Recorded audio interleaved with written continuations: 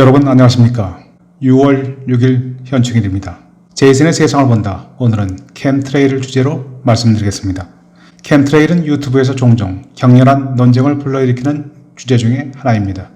직접 하늘을 쳐다보고 가로 세로 격자 모양으로 수놓아진 하얀 비행운을 목격한 사람들에게 캠트레일은 음모론이 아니라 사실 그 자체로 받아들여지게 마련입니다. 과연 캠트레일의 진실은 무엇일까요? 캠트레일은 케미컬과 트레일이 합쳐진 단어입니다. 항공기가 화학물질을 공중에 살포함으로써 생기는데 콘트레일과 구분하기 쉽지 않은 구름입니다. 콘트레일은 항공기가 일정 고도를 비행할 때 특정 온도와 기압 조건 하에서 발생하는 하얀 구름입니다. 응축을 뜻하는 컨센트레이션과 트레일을 결합한 다음에 다시 짧게 줄여 만든 단어입니다. 우리말로는 자연 비행운 또는 비행운이라고 해석합니다. 캠트레일은 일루미나티, 프리메이슨 등과 함께 인터넷을 뜨겁게 달구는 음모설의 단골 소재입니다. 음모론자들은 세계 단일 정부를 꿈꾸는 어둠의 세력들이 인구 감소를 위해 전 세계 하늘에 알루미늄, 바륨 등 독극물을 실은 비행기를 쉴 새 없이 날려보내 살포하고 있다면서 경고를 멈추지 않습니다. 그런 뉴스와 주장을 대할 때마다 대다수 사람들은 우리를 숨막히게 하고 병들게 하고 농작물을 파괴하는 일루미나티의 캠트레일 음모에 분노하는 동시에 자신의 무기력함에 절망합니다. 한국에도 이미 깊숙이 침투해 있다는 일루미나티는 도대체 얼마나 대단하게 이토록 우리를 괴롭히고 있는 것일까요? 캠트레일의 진실은 어느 누구도 쉽게 결론을 내릴 수 없습니다. 진위 여부를 가리려는 노력은 공연히 끝없는 논쟁을 불러일으킬 뿐입니다. 이 세상에는 물이 반쯤 담긴 컵을 보고 아직 반이나 남았네 하는 사람들이 있는 반면 반밖에 안 남았네 하고 아쉬워하는 사람들이 엄연히 존재하기 때문입니다. 보는 사람에 따라 진실일 수도 있고 진실이 아닐 수도 있습니다. 그러나 결론은 접어들더라도 주장이 형성된 과정을 살펴보면 실체적 진실에 어느 정도는 가까이 다가갈 수 있지 않을까요?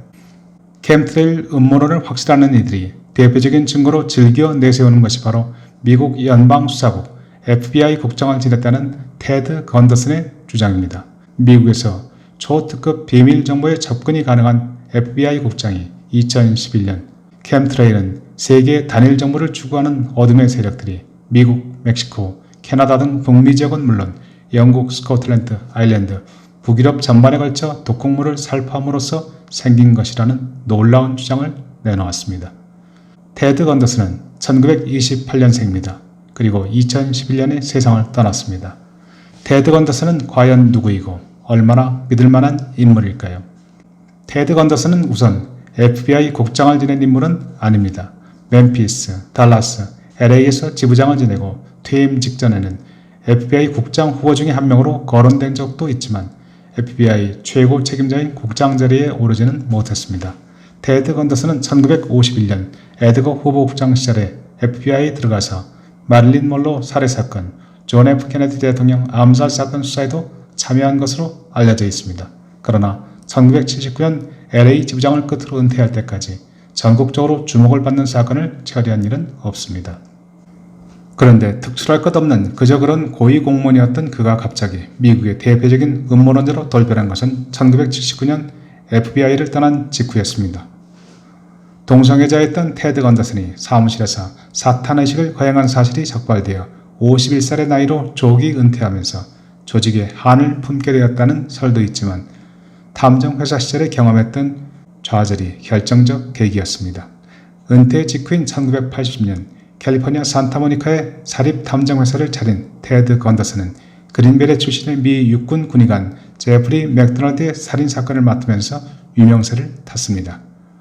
제프리 군의관은 1970년에 임신한 부인과 어린 두 딸을 칼과 송곳으로 잔인하게 살해한 혐의로 기소된 상태였습니다. 테드 건더슨은 수사 초기 용의자 선상에 올랐던 헬레나 스토이클레를 찾아가 범행 전모를 밝히는 자백을 받아냈습니다. 그녀는 자신을 포함해서 5명의 현역 군인들이 사탄의식을 행하기 위해 제프리 군의관 가족을 살해했다고 털어놓았습니다. 의기양양해진 테드 건더슨은 헬레나의 자백을 담은 녹화 비디오를 재판장에 제출했지만 재판장은 증거로 채택할 만한 가치가 없는 형편없는 문건이라고 판단했고 결국 제프리 맥도날드 군의관에게는 종신형이 선고되었습니다. 테드 건더스는 자신의 노력이 수포로 돌아가자 미국 정부의 그림자 정부 세력이 사교 집단과 결탁해서 이들을 의도적으로 보호하고 있다고 비난하면서 일루미나티, 사타니즘, 피더필 링스 등 음모설을 본격적으로 터뜨리기 시작했습니다.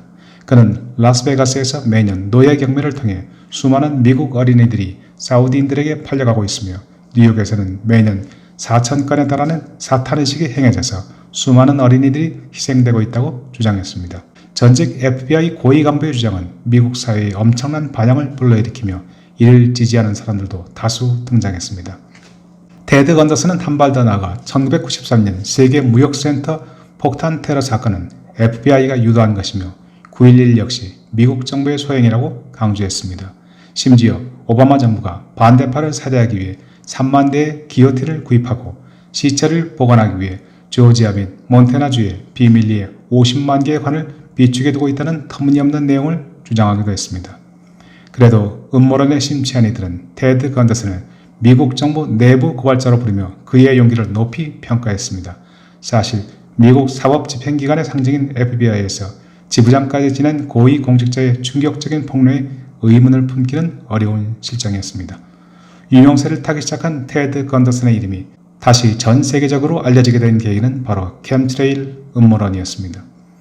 캠트레일 음모론은 1980년대 말부터 과학자, 의사, 기후 환경 전문가 사이에서 간간히 터져나오고 있었습니다.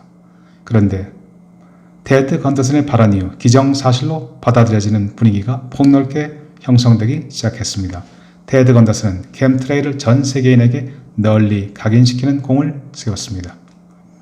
테드 건더슨은 2011년 83세의 나이로 암으로 세상을 떠나는 마지막 순간까지도 미국 정부가 자신이 마시는 공기에 비소등 독가스를 주입하고 자신을 향해 마이크로웨이브를 발사하고 있다는 의심을 거두지 않았습니다. 1979년 공직을 떠난 후 무려 32년간 수많은 음모론을 펼치면서 피해 망상에 사로잡힌 채 소위 세계 단일 정부와 정면 대결한 것 치고는 꽤 장수를 누린 셈입니다. 언제나처럼 죽은 자는 말이 없습니다. 그가 남긴 말에 해석을 달고 진위 여부를 추적하는 것은 아직 살아있는 자들의 몫입니다. 왜 어릴 때는 별로 보이지 않던 캠트레일이 미국의 하늘에 나타나고 이제는 한국의 하늘에서까지도 보이는 것일까요? 세계 단일 정부를 세우고 지구상 인구를 대폭 줄여서 엘리트들이 살만한 세상을 다시 구현하겠다는 일루미나티는 왜 이토록 복잡하고 비싸면서도 눈에 훤히 보이는 방법을 쓰는 것일까요? 세계 각국의 대도시 상수원에 소량의 독극물만 풀어놔도 단시간 내 쥐도새도 모르게 수많은 인구를 살상할 수 있는데 왜 굳이 시간당 운영비용만 몇만 달러씩 소요되는 항공기를 수백 수천 대씩 동원해서 세상 사람들아 나 좀 보수하고 소리 지르며 독극물을 쏟아부을까요? 빌 게이츠를 비롯해서 돈 많고 힘있고 똑똑한 사람들이 모여있다는 일루미나티에도 어지간히 머리 안 들어가는 꼴통들이 자리를 차지하고 있음에 틀림없습니다. A에서 B를 잇는 가장 빠른 산은 직선입니다. 우리 머리 위에 독극물을 퍼붓겠다는 이 세상의 지배자들이 힘없는 양떼들을 피해 구태여 이리저리 돌아갈 이유가 있는 것일까요? 우리가 아는 그리고 우리가 보는 캠트레일은 없을 수도 있습니다. 그러나 또 다른 차원의 캠트레일은 분명히 있습니다. 지상 20km 성층권에서 지구 대기 환경을 인위적으로 조작하려는 캠트레일 작전은 지금도 호시탐탐 기회를 엿보고 있습니다. 1991년 6월 15일 필리핀 피나투보 화산 폭발은 지구온난화를 걱정해온 기후환경학자들에게 놀라운 그 자체였습니다. 20세기 들어 두 번째로 거대한 규모의 화산 폭발은 무려 2천만 톤의 화산재와 에어로졸을 단숨에 지구 성층권까지 날려보냈습니다. 화산 폭발 후 15개월간 지구 온도는 섭씨 0.6도나 하강했습니다. 18세기 중반 산업혁명이 시작된 이후 인간들의 산업활동으로 상승한 온도의 절반에 이르는 엄청난 온도 하강이었습니다. 그간 지구온난화 해결 방안을 찾아 헤매던 태양지구공학, 솔라 지오 엔지니어링 과학자들은 마침내 정답을 찾아낸 기쁨에 들떴습니다. 이들은 인공화산 개념을 통해 지구로 날아오는 태양빛을 성층권에서 상당 부분 반사시켜서 지구 표면의 온도를 낮춤으로써 지구온난화에 맞서 극지방의 빙하가 녹는 속도를 늦추고 해수면 상승을 막는 한편 세계 각 지역의 강우가 예전에 안정된 상태로 돌아가도록 할 수 있다고 가정했습니다. 지구 표면의 기후변화에 거의 영향을 받지 않는 성층권의 화산 폭발과 유사한 환경을 만들어 태양빛 반사막을 전 세계로 최대한 빨리, 멀리, 그리고 오래 확산하고 유지하는 것이 이들의 목표였습니다. 성층권 에어로졸 살포 STI (Stratospheric Aerosol Injection) 개념이 탄생했습니다. 그런데 문제는 성층권까지 무거운 살포 장치를 적재하고 올라갈 수 있는 항공기가 없다는 점이었습니다. 민항기는 대부분 9km에서 12km 고도에서 운항하고 있습니다. 살포된 에어로졸 입자가 지구 전역에 분산되어 빠른 시간 내 냉각 효과를 극대화하기 위해서는 민항기 고도의 2배에 가까운 18km 이상 상승할 수 있는 대형 화물기 또는 대형 기구가 필요했습니다. 학자들은 장차 항공기가 개발되면 최대 100대의 항공기를 동원해서 성층권 약 18km 상공에 이산화황 가스처럼 반사력이 높은 입자를 살포해서 지구로 날아오는 햇빛을 반사시켜 태양 복사량을 감소시키면 대기 온도가 하강할 것이라고 판단했습니다. 이산화황 가스는 화산 활동이나 유기물질 분해 시 자연적으로 발생하는 물질인데 자극적 냄새가 나는 유독성 기체입니다. 이들은 총 사업기간을 10년으로 잡고 첫 해는 25,000톤, 둘째는 5만 톤, 10년째 되는 해에는 100만 톤을 살포하면 지구 대기온도가 산업혁명 이전 수준으로 돌아갈 것이라고 주장합니다. 또 에어로졸 입자 살포를 중단하면 1, 2년 내에 예전 상태로 되돌아갈 수 있다면서 회의론자들을 안심시킵니다. 과연 태양 지구공학자, 지구공학자들의 전 지구를 대상으로 한 인위적인 기후조작 실험에 아무런 부작용이 따르지 않을까요? 이들은 1991년 피나트보 화산을 지구온도 하강의 좋은 예로 들지만 여름이 실종된 해로 불렸던 1816년을 상기해보면 자연은 인간의 의도대로 움직이기에는 너무 거대하고 위험합니다. 1815년 4월 15일 인도네시아 탐보라 화산 폭발은 엄청난 양의 화산재와 에어로졸을 성층권으로 올려보내면서 전 세계 기온을 섭씨 0.4도에서 0.7도까지 하강시켰습니다. 그야말로 1816년 유럽의 여름은 실종되었습니다. 히로시마 원폭 1000개 이상의 위력을 지닌 것으로 평가되는 화산 폭발은 반경 300마일 이내 지역을 이틀간 완전한 어둠의 세계로 만들면서 순식간에 화산 주변에 살던 10만 명의 목숨을 앗아갔고 폭발음은 1600마일 떨어진 곳에서도 감지될 정도로 엄청났습니다. 입자가 거친 화산재는 인근 바다에 낙하했지만 입자가 고운 화산재는 성층권까지 올라가서 태평양을 넘어 미국으로 유럽으로 동진을 계속하면서 1816년부터 1818년까지 근 3년간이나 유럽의 태양빛을 가려버리고 말았습니다. 영국, 독일, 스위스, 프랑스의 하늘은 푸른 기라고는 찾아볼 수 없이 음울하고 흐렸습니다. 연일 쉬지 않고 내리는 차가운 비와 휘몰아치는 폭풍 속에서 농작물은 제대로 열매를 맺지 못했고 수확기에 접어든 곡식들도 때늦은 홍수로 유실되고 말았습니다. 런던, 파리, 제네바에는 흉작과 기근으로 굶주린 주민들이 뼈만 남은 앙상한 몸을 남루한 담요로 가리고 먹을 것을 찾아 거리를 헤매고 있었습니다. 북반구의 여름은 서늘하게 식어갔고 유럽의 거리에는 시체들이 싸늘하게 쌓여갔습니다.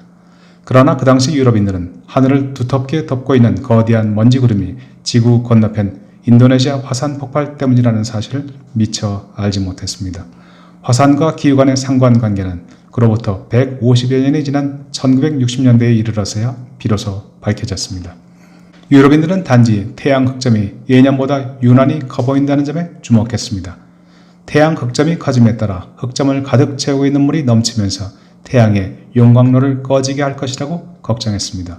불과 200년 전만 해도 과학자들이 태양에 물이 있다고 생각했다니 신기하면서도 어이가 없습니다. 어찌되었든 과학자들은 자신의 주장을 실험을 통해 확인하고 싶어합니다.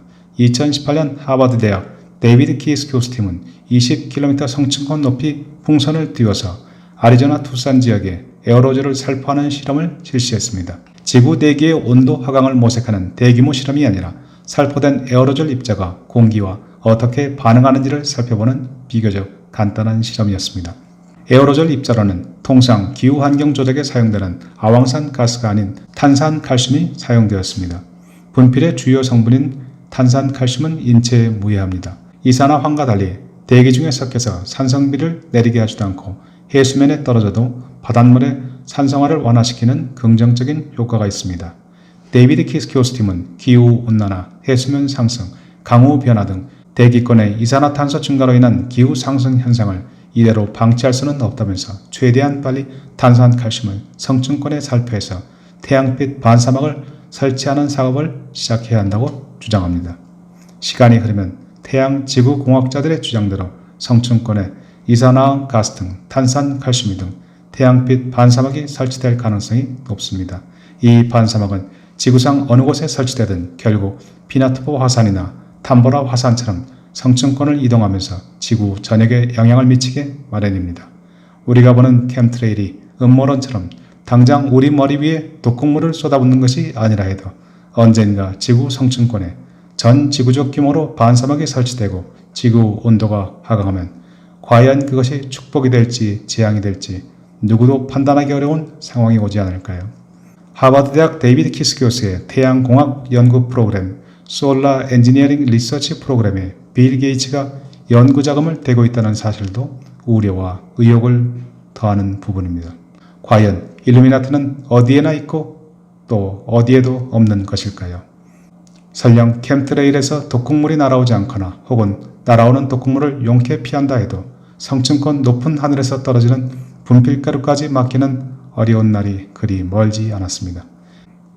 FBI 고위 간부 테드 건더슨의 캠트레일 음모론은 진실과 거짓, 음모와 허구 사이를 오늘도 부지런히 오고 갑니다. 끝까지 함께해 주신 여러분 대단히 감사합니다.